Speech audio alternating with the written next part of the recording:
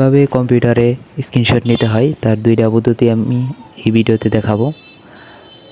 যেমন প্রথমে সার্চ বারে যাবেন, স্লিপিং টুল লিখবেন, দেন আসবে নিউ দেবেন,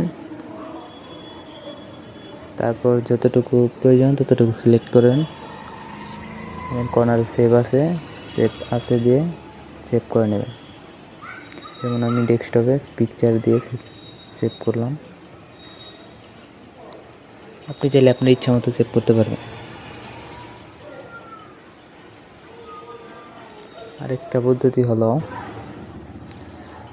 উইন্ডো শিফট এস চাপ দিয়ে ধরে দেন স্ক্রিনশট। কিভাবে কম্পিউটারে স্ক্রিনশট নিতে হয় তার দুইটা পদ্ধতি আমি এই ভিডিওতে দেখাবো।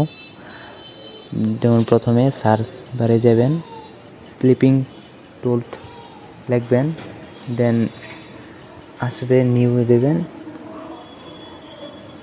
তারপর যতটুকু প্রয়োজন ততটুকু সিলেক্ট করেন, দেন কর্নারে সেভ আছে দিয়ে সেভ করে নেবেন।